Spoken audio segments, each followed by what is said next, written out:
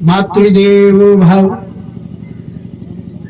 पितृदेवो भव, आचार्य देवो भव, अतिथि देवो भव। इसका मतलब भी बताते थे। बाबा देव सिंह जी की बातें सुना रहा हूं आपको, उनके विचार। मातृदेवो भव, क्या अर्थ है इसका? मां जैसी देवी दुनिया में नहीं है। गढ़ वालों जागो, अपने अपने घर में सुनो निरंकारी मिशन की क्या एक्टिविटीज है। निरंकारी भगत क्या मैसेज देना चाहते हैं संसार को। मातृदेवो भव, मां जैसी देवी दुनिया में नहीं है। पितृदेवो भव, पिता जैसा देवता भी दुनिया में नहीं है। जितने नौजवान बच्चे बच्चियां बैठे हुए संगत में, चाहे नीली वर्दी में, चाहे खाकी वर्दी में, चाहे सिविल ड्रेस में, सब ध्यान से सुनो। माँ बाप का आदर किया करो। वेद कहता है मां जैसी देवी दुनिया में नहीं, जिसने अपनी कोख से जन्म दिया। पितृदेवो भव, पिता जैसा देवता भी दुनिया में नहीं है। अपनी चप्पल टूटी हुई है, बच्चे को 500 रुपए के बूट देकर लेकर दे रहा है। कैसा होता है बाप? अपनी गंजी फटी हुई है, बच्चे को 500 रुपए की कमीज लेकर दे रहा है बाजार में से। माँ बाप का आदर किया करें। अरे जिस माँ बाप ने पढ़ाया लिखाया, graduate, post graduate, qualified, highly qualified, ना जाने कैसी कैसी डिग्रियां करवाई अपने जेवर बेचकर, वो बच्ची माँ को कहती माँ मत बोला कर, माँ तू मेरी बात नहीं समझती। माँ भी दबी आवाज में कहती हाँ बेटी, जब तू 2 महीने की थी ना, मेरे दोनों हाथों में आ जाती थी, तेरे को बोलना भी नहीं आता था, तब तो मैं तेरी सारी बातें समझती थी। अब तेरे को बोलना आ गया, कहां मुझे समझ आएगी तेरी बात। कितनी पीड़ा होती है जब नौजवान बच्चे बच्चियां माँ बाप के आगे जुबान खोल के बोलते हैं। जो बच्चे माँ बाप का आदर नहीं करते वो निरंकारी नहीं है, धोखा दे रहे अपने आप। अरे जो माँ बाप का नहीं, गुरु का क्या होगा?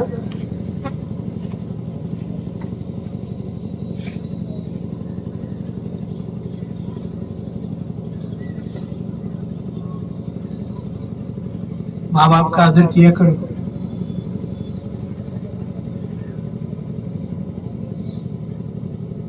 बाबा देव सिंह जी जब गुरु रूप में प्रकट हुए, बैठते ही एक चेयर, एक कुर्सी माता जी के लिए, राजमाता जी। ऐसा बेटा ऐसी माँ हो, घर में ऐसे रहे। जैसे गुरु रूप में प्रकट हुए, एक कुर्सी और धर्म पत्नी के लिए। 36 वर्ष तक माँ को, धर्म पत्नी को संग बिठाया। हम भी ऐसे बने, कभी बैठ जाया करें माँ के पास थोड़ी देर। माँ बहू खाना वाना ठीक दे रही? हाँ बेटा। पूरे मोहल्ले में बोलेगी जाके आज मेरा बेटा बैठा मेरे पास 5 मिनट। वेद कहता है मातृदेवो भव। वेद की बातें बता रहा हूं। अच्छे गृहस्थी बने। जो अच्छा गृहस्थी नहीं, वो अच्छा सोशल वर्कर नहीं, वो अच्छा संत नहीं, वो अच्छा निरंकारी नहीं। जो गृहस्थी नहीं, बच्चों के पेट में रोटी नहीं, पत्नी के बदन पर पूरे वस्त्र नहीं, बाप कहीं दारू पीकर गिरा पड़ा है। धर्म की जय हो। तेरे को तो बाप का धर्म नहीं निभाना आता, पति का धर्म नहीं निभाना आता, क्यों धर्म की जय कहता है?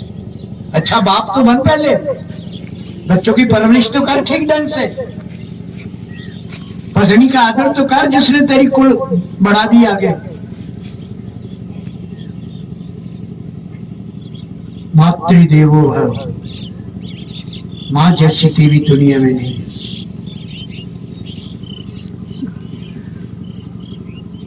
बाजारों में जाते हैं, बच्चों के लिए कपड़े खरीदते हैं, एक एक जोड़ा, दो दो जोड़े खरीदो। एक सासू माँ के लिए भी धोती खरीद लिया करो, माँ के लिए है? घर में आकर माँ बच्चों के लिए कपड़े लेने गई थी, बाजार लगा हुआ था, ये आपके लिए धोती। अगर उस धोती को पकड़कर माँ की आंखों में दो आंसू आ गए ना, तो आपकी गरीबी धो देंगे। करके देखो। कथा नहीं करने आया मैं, यहां जगाने आया हूं आपको। जागे, रिश्तों की कदर करें।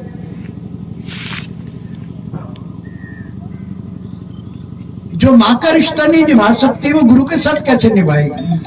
निरंकार के साथ कैसे निभाएगी? घर में तो निभ नहीं रही, दुनिया के साथ कैसे निभाएंगे?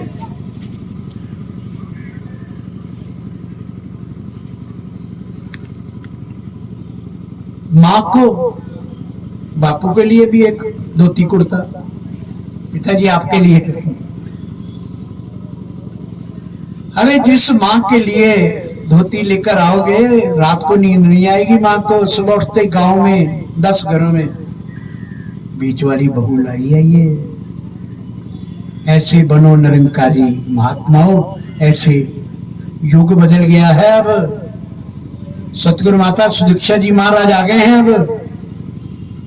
अब तो कहते रिश्तों की कदर करो और परमात्मा के साथ जुड़ो।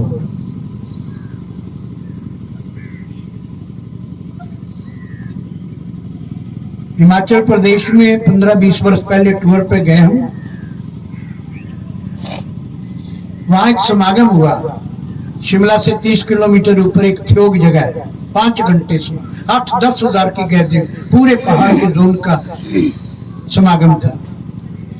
उस समागम में एक बच्ची 12-13 वर्ष की 5 मिनट उसने इंग्लिश भाषा में स्पीच दी। उसके बाद उसने जो 2 लाइनें बोली, मैं पूरे भारतवर्ष में भ्रमण करता हूं, प्रचार विभाग भेजता है, बाहर भी दूर देशों में भी जाने का अवसर मिलता है, मैं सब जगह ये सुनाता हूं उस बच्ची की 2 लाइनें। उस बच्ची ने कहा, दुनिया वालों, कोई रोजे रखता है, कोई उपवास रखता है। अरे भाई, कोई रोजे रखता है, कोई उपवास रखता है, जन्नत उसको नसीब होगी जो माँ बाप को अपने पास रखता है। ऐसे बने निरंकारी, माँ बाप का आदर करे। यहाँ धन निरंकार करने से कुछ नहीं होगा। ये तो धन है, कहें चाहे ना कहें, ये तो अपनी रचना पवित्र करते हैं धन निरंकार के। आज प्रतिज्ञा करके जाओ, जितने नौजवान बच्चे बच्चियां आए हो, माँ बाप का आदर करना है। मातृदेवो भव, पितृदेवो भव। मुझे 28-30 वर्ष स्टेज चलाने का मौका मिला, बाबा देव सिंह जी के युग में, बाबा गुरबचन सिंह जी के भी युग में। छोटी सी आयु में ज्ञान हो गया था।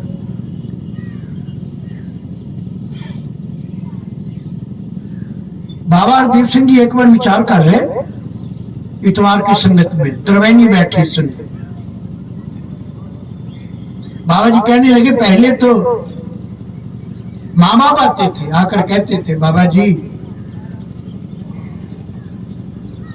तीसरे बेटे की शादी करी, बहू ने घर में आकर नर्क बना दिया। भाई भाई नहीं बात करते 6-6 महीने, कभी वहां को मत्था नहीं टेका। मेरे को तो सवारी पैदा नहीं आता। दीवार बना दी नफरत की घर में आते ही। 6 महीने से नर्क बन गया। बाबा जी घर में रहने को दिल नहीं करता, बच्चे बहुत नालायक। बाबा जी विचार करते करते कहने लगे, साथ संगत, आजकल माँ बाप नहीं आते, आजकल बच्चे आते हैं। किसी की शादी को 2 बरस, किसी को 5 बरस, किसी को 10 बरस, आकर रोते हैं। बाबा जी माँ बाबू जी बहुत झगड़ा करते हैं, घर में लड़ते रहते हैं, छोटी छोटी बातों में लड़ाई। जब बाबू जी को गुस्सा आता है तो निकलो मेरे घर से बाहर, उठाओ अपनी बर्तन यहां से, बहू को कह देते हैं।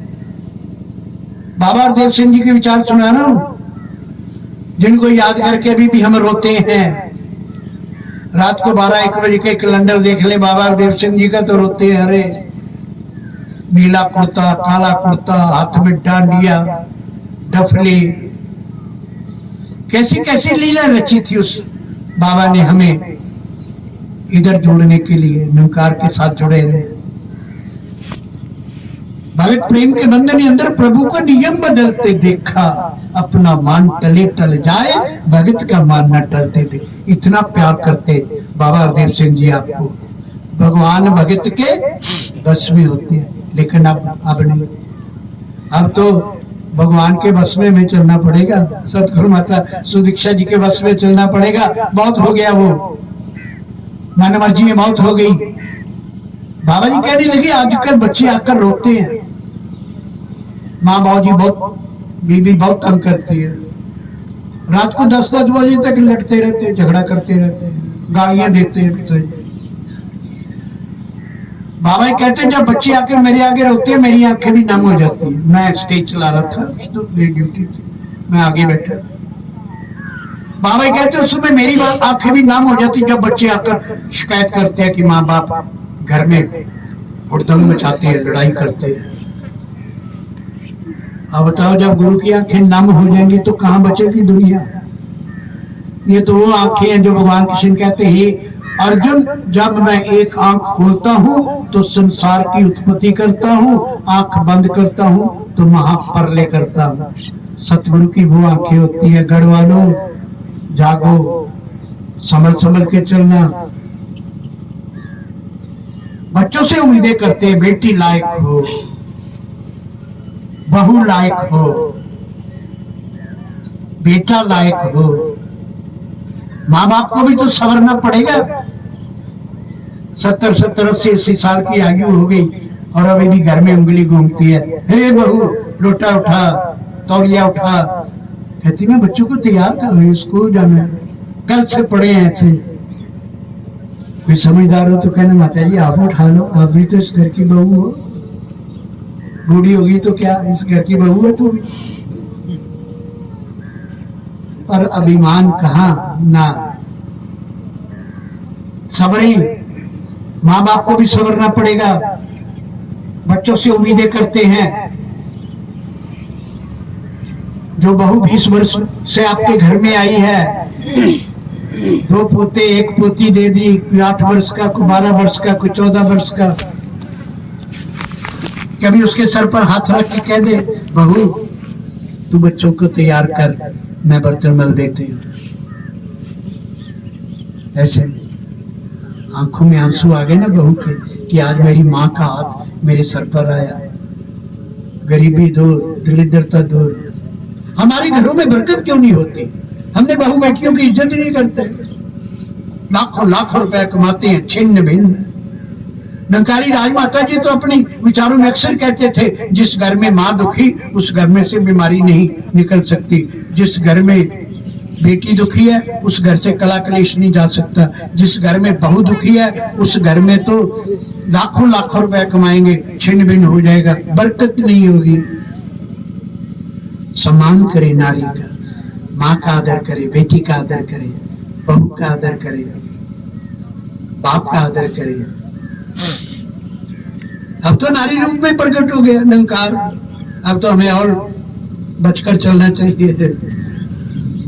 नारी का सम्मान, राष्ट्र का सम्मान। संगत में ये सिखाया जाता है, ये लाभदायक घड़ियां